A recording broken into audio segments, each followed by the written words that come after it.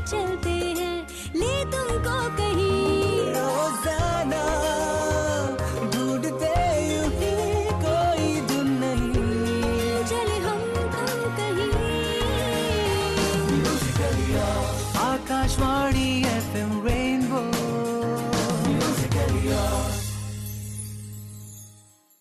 श्रोताओं, rainbow helpline का आज का अंक सजीव नहीं है।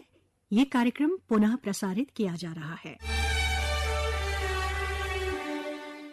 आकाशवाणी एफएम रेनबो हेल्पलाइन में आप सभी का स्वागत करती हूँ मैं आकृति खंडूरी, और कहना आपसे चाहती हूँ महात्मा गांधी की कही एक बात। उन्होंने कहा था कि किसी देश की सभ्य प्रकृति का आकलन इस बात से किया जाना चाहिए कि उस समाज में अल्पसंख्यकों के साथ कैसा व्यवहार होता है। समाज के हर वर्ग, धर्म और जाति के साथ एक जैसा व्यवहार हो, उन्हें एक से अधिकार मिले, और इसी बात को सुनिश्चित करता है अल्पसंख्यक आयोग। रेनबो हेल्पलाइन में आज हमारे साथ हैं दिल्ली अल्पसंख्यक आयोग के सदस्य श्री अजीत पाल सिंह बिंद्रा। अजीत जी, बहुत बहुत स्वागत है प्रोग्राम में आपका। Thank you, thanks a lot जी, और सारे सुनने वालों को मेरा नमस्कार। रेनबो हेल्पलाइन में अल्पसंख्यकों के अधिकार के विषय में अगर आपको जानना चाहते हैं, पूछना चाहते हैं, आपकी कोई भी क्वेरी है तो हम तक जरूर पहुंचाइए। हमारा व्हाट्सएप नंबर है 9868107070, या फिर आप हमारे टोल फ्री नंबर 1800111026 पर भी फोन करके हमसे अपने सवाल पूछ सकते हैं। श्री बिंद्रा हमारे स्टूडियो में 1:50 तक रहेंगे। हमारे टेलीफोन नंबर 23421080 और 23421084 भी हैं, जिसके आगे आप दिल्ली का STD कोड 011 लगाना ना भूलें, या फिर अपने ईमेल के माध्यम से भी अपने सवाल हम तक पहुंचा सकते हैं। हमारा ईमेल ID है rainbow102.6fm@gmail.com। और बिंद्रा जी, आपसे सवाल पहला तो मेरा यही होगा कि अल्पसंख्यक कौन होते हैं, कौन इस कैटेगरी में आते हैं? हाँ, ये आमतौर पे क्वेश्चन ऐसा क्वेश्चन है जिसको लोगों को नॉलेज नहीं है इस क्वेश्चन की। सो ये मैं आपको इसका बेस बता दूं, बैकग्राउंड बता दूं। जब ये पूरा वर्ल्ड विकसित हुआ और जब ये कंट्रीज डेवलप हुई, ऑर्गेनाइजेशंस बनी, तो इसमें मेजर ऑर्गेनाइजेशन जो हमारी पूरे दुनिया की बनी वो थी यूनाइटेड नेशंस।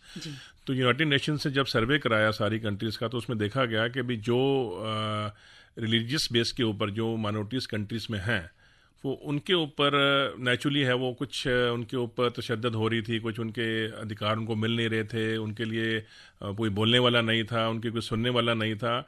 तो ये एक 1992 में यूनाइटेड नेशन में एक रेजोल्यूशन लेके आया गया सारी कंट्रीज़ की तरफ से कि हर कंट्री में एक माइनॉरिटीज़ के राइट्स के लिए कानून बनाया जाए। तो ये 1992 में यूनाइटेड नेशन ने इसको पारित किया, और उसके बाद दुनिया की सब कंट्रीज़ ने इसको अडॉप्ट किया, और 1992 में ही इसको इंडिया ने अडॉप्ट किया, और national commission for minorities act उस टाइम बनाया गया। उस टाइम इसमें 5 जो है माइनॉरिटीज़, जो रिलीजियस माइनॉरिटीज़ थी, उनको इंक्लूड किया गया। उसमें जो 5 हैं, सबसे पहले मुस्लिम्स थे, फिर क्रिश्चियंस, फिर सिख्स, फिर पारसीस और बुद्धिस्ट। ये 5 को 1992 में ऐड किया गया, और उसके बाद 2004 में जैन्स को भी इसमें इंक्लूड किया गया। तो आज की डेट में हम बात करें तो इंडिया में 6 कम्युनिटीज़ जो हैं माइनॉरिटीज़ कैटेगरी में आती हैं, जो कि गवर्नमेंट ऑफ इंडिया की तरफ से नोटिफाइड हैं। जी, तो इन माइनॉरिटीज़ को कुछ अलग अधिकार मिलते होंगे, उनके अधिकारों के बारे में श्री बिंद्रा आपसे जानना चाहेंगे। नहीं, अधिकार तो सामान्य ही होते हैं, जो संविधान के अंदर जो अधिकार दिए गए हैं वो बराबर ही होते हैं जी। उनको आमतौर पर एक नॉर्मल सा एक मैं एग्जाम्पल दे दूँ, जहाँ आप किसी ऑर्गेनाइजेशन में भी, या किसी वर्किंग प्लेस पे भी, या किसी भी जगह पे जहाँ मेजॉरिटी के लोग इकट्ठे ज़्यादा होते हैं, तो अमूमन एक माइंडसेट होता है कि माइनॉरिटीज़ को थोड़ा सा उसमें प्रॉब्लम होती है, उस पर उनको हक में दिए नहीं जाते, या उनके साथ जाति करने की कोशिश की जाती है। तो इसको मद्देनजर रखते हुए रिस्पेक्टिव इंडियन गवर्नमेंट ने ये एक्ट बनाया, और स्टेट गवर्नमेंट ने उसको सबने इम्प्लीमेंट किया। उसमें माइनॉरिटीज़ के लिए स्पेशल राइट्स जो दिए गए, उसमें एजुकेशन के ऊपर एक स्पेशल राइट दिया गया। दिल्ली गवर्नमेंट की मैं बात करें तो दिल्ली गवर्नमेंट की एक बहुत ही अच्छी फ्लैगशिप स्कीम है, that is called reimbursement of tuition fee. अच्छा। तो ये सारी माइनॉरिटीज़ के लिए है। इसमें माइनॉरिटीज़ के बच्चे जो जिनकी एनुअल इनकम जो है फैमिली की 3 लाख तक है, वो ये स्कीम अवेल कर सकते हैं।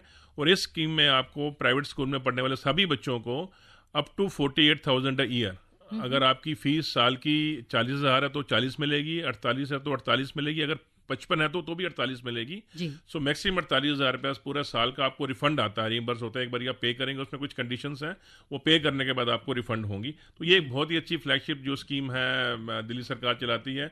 उसके बाद मेरिट स्कॉलरशिप पे आता है, जो बच्चे अच्छा परफॉर्म करते हैं, जो जिनके नंबर्स अच्छे आते हैं माइनॉरिटीज़ के, उनको भी स्कॉलरशिप सरकार देती है। तो बेसिकली सरकार चाहती है कि कहीं भी ये जो माइनॉरिटीज़ के दिल में या दिमाग में कहीं आता है कि हम माइनॉरिटीज़ में या हम छोटे हैं या हम हमारा उस लेवल पे नहीं आ पाते, तो उनको एनकरेज करने के लिए सरकार ये स्कीम चलाती है। रेनबो हेल्पलाइन में आज हम राइट्स ऑफ माइनॉरिटीज यानी अल्पसंख्यकों के अधिकारों के विषय में जानकारी पा रहे हैं श्री अजीत पाल सिंह बिंद्रा साहब से, जो कि मेंबर हैं दिल्ली माइनॉरिटी कमीशन के। और आप उनसे सवाल पूछ सकते हैं हमारे व्हाट्सएप नंबर 9868107070 पर, या फिर आप हमारे टोल फ्री नंबर 1800111026 पर भी हमें फ़ोन कर सकते हैं। फिलहाल एक कॉलर हमारे साथ लाइन पे हैं सर, पूछते हैं उनसे। हेलो। हाँ जी, कौन बोल रहे हैं? हाँ नमस्कार मैम, जी चड्ढा बोल रहा हूँ। जी चड्ढा साहब, स्वागत है प्रोग्राम में आपका। पूछिए सवाल। जी जी। मेरा क्वेश्चन ये है कि सर जो राज्यों में बना, जैसे दिल्ली में अल्पसंख्यकों की लिस्ट बनाई गई है, वो क्या दूसरे राज्यों में भी वैलिड होती है? जो बेनिफिट मिलते हैं वो दूसरे राज्यों में चले जाएंगे तो मिलेंगे बेनिफिट क्या? जी चड्ढा साहब, इसमें हर स्टेट की अपनी स्कीम्स हैं, उनकी अपनी टर्म्स एंड कंडीशन है। तो क्योंकि मैं दिल्ली माइनॉरिटी कमीशन को, दिल्ली स्टेट को रिप्रेजेंट करता हूं, तो उसके बारे में मैं बता सकता हूं। बाकी डिफरेंट स्टेट्स में भी स्कीम चलती हैं माइनॉरिटीज़ के लिए, पर उसकी टर्म्स कंडीशन क्या है, किस पैरामीटर से वो माइनॉरिटीज़ को स्कीम्स देते हैं, वो रिस्पेक्टिव स्टेट से ही पता चल सकता है। तो माइनॉरिटीज़ को क्या जैसे जॉब्स में भी कोई मिलती है रिजर्वेशन? नहीं, रिजर्वेशन नहीं मिलती है, पर ये हमारा एक दिल्ली माइनॉरिटी कमीशन में हमारे पास मैंडेट है, एक्ट में एक प्रोविज़न है कि हम जितने भी सरकारी अदारे हैं दिल्ली सरकार के या सेंट्रल गवर्नमेंट में, जो दिल्ली में जिनके ऑफिसेज हैं, उनसे हम ईयरली बेसिस के ऊपर डेटा मंगवाते हैं। उसमें चेक करते हैं कि भाई कितने परसेंटेज माइनॉरिटीज़ आपने एम्प्लॉय किए हुए हैं, और उन माइनॉरिटीज़ में मुस्लिम कितने हैं, सिख कितने हैं, क्रिश्चियन कितने हैं, 6 जो माइनॉरिटीज़ उसमें कितनी कितनी परसेंटेज आपकी है। अगर हमें लगता है कि बिल्कुल ही बहुत कम है, जैसे माइनॉरिटीज़ के हम एवरेज मान लें इंडिया में, तो माइनॉरिटीज़ की कुल 6 की 6 माइनॉरिटीज़ मिला के एवरेज लगभग 18 से 20% एवरेज है पॉपुलेशन के अकॉर्डिंगली। तो हम ये रिकमेंडेशन भेजते हैं रिस्पेक्टिव गवर्नमेंट को या रिस्पेक्टिव बॉडीज़ को कि इसको आप कोशिश करिए कि माइनॉरिटीज़ की रिप्रेजेंटेशन बढ़ाइए, और उसको कम से कम आप 10 या 12 या 15% तक लेके आइए। जी चड्ढा साहब, सर आपको माइनॉरिटीज कमीशन के लिए शुभकामनाएं। नमस्कार। Thank you very much Chadha साहब। और राइट्स ऑफ माइनॉरिटीज के विषय में बातचीत चल रही है, अल्पसंख्यकों के अधिकार क्या हैं, इस विषय में अगर आप कुछ जानना चाहते हैं, हमारे व्हाट्सएप नंबर 9868107070 पर हमें मैसेज करके अपना सवाल पूछ सकते हैं, या फिर हमारा टोल फ्री नंबर है 1800111026।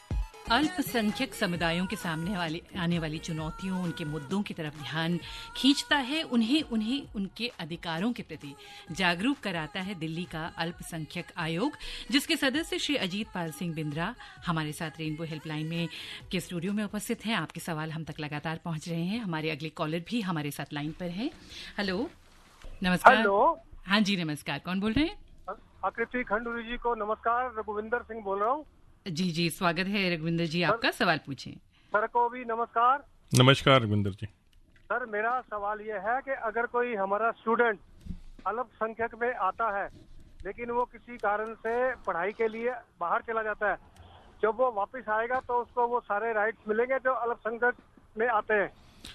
बिल्कुल रघुविंदर जी, एज फार एज वो इंडियन है तो बिल्कुल राइट मिलेंगे उसको। अगर इंडियन सिटीजन छोड़ दी उसने तो फिर वो टेक्निकली नहीं दे पाएंगे।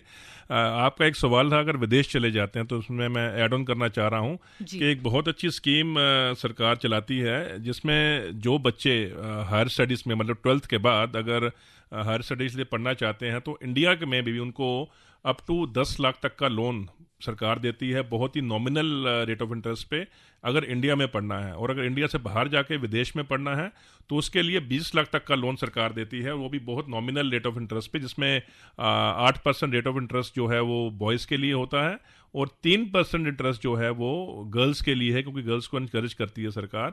तो ये स्कीम्स के बारे में मुझे जहाँ तक हमें अभी तक समझ आया है कि लोगों को उतना अवेयरनेस नहीं है।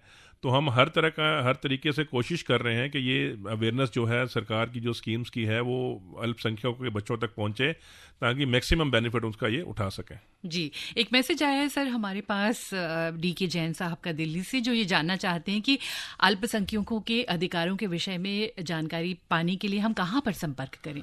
नहीं, आजकल जन सब बड़ा इजी है, ऑनलाइन का ज़माना है, नेट का ज़माना है। आप हमारी वेबसाइट पे आइए, वहाँ सारे आपको जो भी स्कीम्स है, जो भी राइट्स के बारे में आपको देखना है, पता करना है, तो वेबसाइट पे दिल्ली माइनॉरिटी कमीशन की वेबसाइट है, उस पर आके चेक कर सकते हैं। अगर आप खुद आना चाहते हैं, फिजिकल आना चाहते हैं, तो हमारा दिल्ली माइनॉरिटी कमीशन का ऑफिस C ब्लॉक विकास भवन 1st फ्लोर में है, ITO में, इंद्रप्रस्थ स्टेट में है। तो वहाँ किसी भी वर्किंग डे में आके आप हमें मिल सकते हैं। जो भी आपकी क्वेरी है, जो आपके डाउट्स हैं, वो सब वहाँ आपको क्लियर किए जाएंगे। अल्पसंख्यक आयोग के सदस्य श्री अजीत पाल सिंह बिंद्रा जी हमारे साथ प्रोग्राम में हैं, और अगला सवाल सर आपसे यही होगा कि आपने शिक्षा संबंधी, एजुकेशन संबंधी पॉलिसीज के बारे में बताया, सपोर्ट जो माइनॉरिटीज को मिलता है, कमीशन देता है, इसके अतिरिक्त और क्या स्कीम्स हैं सर? हाँ, इसके अतिरिक्त माइनॉरिटीज़ के लिए जो है एक कमर्शियल व्हीकल लोन का एक प्रोविज़न सरकार ने स्कीम में दिया हुआ है, जिसमें आपको 10 लाख तक का कमर्शियल व्हीकल, किसी ने कोई टैक्सी डालनी है, किसी ने कोई कमर्शियल वाहन जो माल मटेरियल ढोते हैं, जो टेम्पो जिसको कहते हैं, वो डालने हैं, तो वो भी लोन बहुत ही कम रेट ऑफ इंटरेस्ट पे वो सरकार प्रोवाइड कराती है। तो सरकार का मकसद बेसिकली ये है कि माइनॉरिटीज़ के जो लोग एम्प्लॉयमेंट नहीं कर पा रही है, एम्प्लॉय उनको की नौकरी नहीं मिल रही, तो सेल्फ एम्प्लॉय वो हो जाएं, और इसको इनकरेज करने के लिए सरकार कमर्शियल व्हीकल लोन के नाम से स्कीम चलाती है। बहुत ही एक अच्छी स्कीम है और बहुत लोगों ने इसका बेनिफिट उठाया। जी जी, और एक सवाल और है सर आपसे कि कमीशन के पास क्या जुडिशियल पावर भी होती है? अगर अन्याय से संबंधित लोगों की कुछ शिकायतें हैं तो क्या वो आपके कमीशन में कंप्लेन कर सकते हैं, और आगे क्या होता है इस पे? जी बिल्कुल, ये बड़ा आपने अच्छा और एक इंटरेस्टिंग क्वेश्चन पूछा है। सो दिल्ली माइनॉरिटी कमीशन एक्ट के अंदर कमीशन के पास, दिल्ली माइनॉरिटी कमीशन के पास जुडिशियल पावर्स हैं, और उसका पर्पस ये होता है कि जब किसी माइनॉरिटीज़ के जो लोग हैं उनके साथ कहीं पे उनके राइट्स को दबाया जाता है, या उनके बनते हक नहीं मिलते, या उनकी सुनवाई नहीं की जाती, या उन पे कोई ज़ोर ज़बरदस्ती की जाती है, तो उस कंडीशन में, उस सिनेरियो में वो कमीशन में कंप्लेंट फाइल कर सकते हैं। कंप्लेंट आने के बाद कमीशन उस कंप्लेंट का कॉग्निजेंस लेके, संज्ञान लेके, कंसर्न्ड डिपार्टमेंट या कंसर्न जो भी उसके कंप्लेंट जो अपोजिट पार्टी है उसको हम नोटिस इशू करते हैं, उनसे जवाब तलब करते हैं, और पूरी इसकी इंक्वायरी करने के बाद जो कमीशन को उसका रिकमेंडेशन होती हैं, उसके जो निकल के आता है वो रिकमेंडेशन, वो डिसीजन हम अपना फॉरवर्ड करते हैं कंसर्न डिपार्टमेंट को, और उसको इम्प्लीमेंट किया जाता है। तो ये बहुत अच्छा है।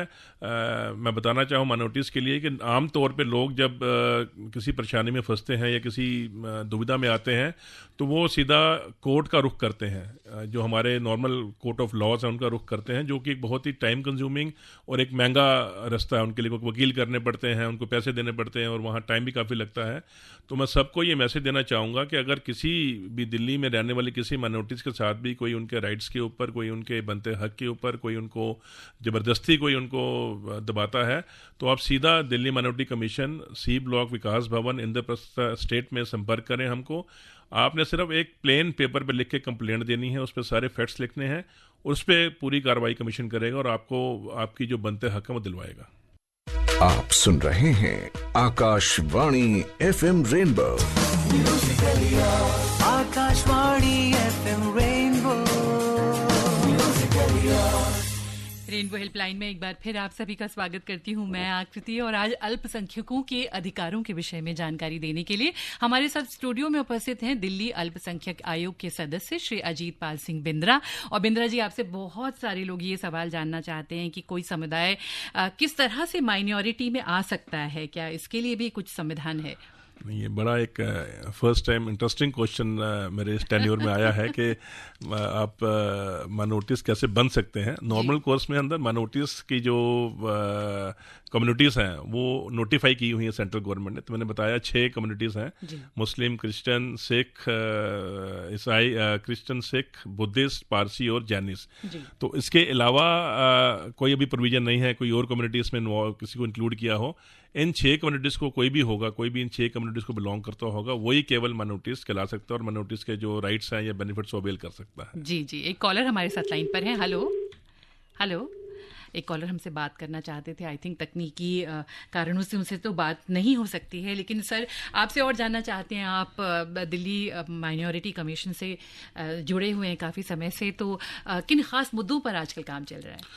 नहीं, देखिए, हमारा ये कमीशन जो गठित हुआ था वो 2020 में हुआ था जी। अनफॉर्चुनेटली हमारा 8 महीने या साल जो है कोरोना पीरियड में निकल गया। काफ़ी लॉकडाउन रहा, काफ़ी चीज़ें बंद रही, तो ग्राउंड लेवल पे हम पूरी तरह उतर नहीं पाए।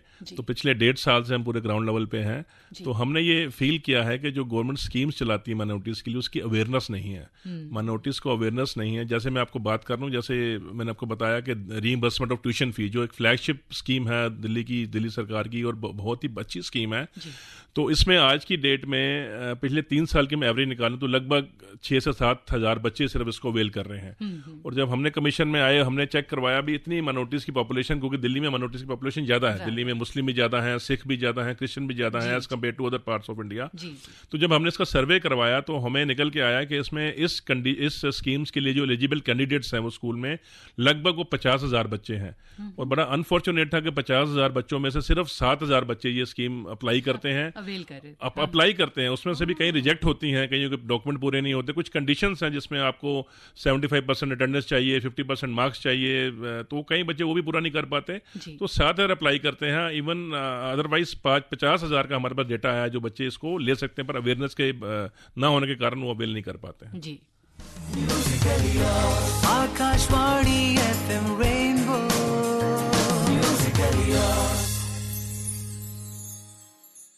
रेनबो हेल्पलाइन में आज अल्पसंख्यकों के अधिकारों के विषय में जानकारी देने के लिए हमारे साथ स्टूडियो में हैं श्री अजीत पाल सिंह बिंद्रा साहब, जो कि सदस्य हैं दिल्ली माइनॉरिटी कमीशन के। और बिंद्रा साहब, प्रोग्राम का वक्त जो है लगभग समाप्ति की ओर है, तो चलते चलते आप हमें किन बिंदुओं की तरफ ध्यान आकृष्ट करना चाहिए? मैं एक तो आपका धन्यवाद करता हूँ कि आपने ये कार्यक्रम रखा, जिससे कि लोगों में अवेयरनेस जाएगी। जो सुनने वाले आपके श्रोता हैं, जो सुनने वाले लिसनर्स हैं आपके, वो उसमें माइनॉरिटीज़ के लोग हों तो और बेटर है कि उनको सब चीज़ें पता लगेंगी। जाते जाते मैं एक आखिरी स्कीम जो लास्ट में बता दूं, हमारी एक स्कीम और भी चलती है जो बहुत ही अच्छी, जो एकदम जो लोअर क्लास के जो लोग हैं, तबका है जो सोसाइटी में माइनॉरिटीज़ के लिए, उनके लिए एक अच्छी स्कीम सरकार चलाती है कि जिसको कोई नौकरी नहीं मिल रही, कोई कुछ नहीं हो रहा, तो वो अपने खुद के रोज़गार के लिए उसमें 26 रोज़गार सरकार ने डिफ़ाइन किए हैं, जिसमें चाय की दुकान, पंचर की दुकान, फ्रूट की रेडी, नाई की बाबर शॉप, ऐसे 26 व्यवसाय सरकार ने आइडेंटिफाई किए हैं। उसको चलाने के लिए सरकार आपको बिना किसी गारंटी के, बिना किसी कोलेटरल के आपको सरकार 50,000 रुपया देती है और वो आप आराम से 3 साल में किस्तों में वापस कर सकते हैं। तो ये एक बहुत अच्छी स्कीम है। जो अपना छोटा व्यापार शुरू करना चाहते हैं, जो लेबर नहीं करना चाहते, जो नौकरी नहीं करना चाहते, उनके लिए बड़ी अच्छी स्कीम है ये। और ये ज़रूर चाहूँगा कि ये लोग जो इस कैटेगरी में आते हैं उसको जरूर अवेल करें। जी जी, thank you very much for being with us Shri Ajit Pal Singh Bindra. हमारे साथ सदस्य दिल्ली अल्पसंख्यक आयोग थे। रेनबो हेल्पलाइन में आपके साथ थी मैं आकृति। Thank you, thanks a lot. Thank you sir. बारिश की बूंद में, बातों में, यादों में, नए एक सफर पे चलते हैं, ले तो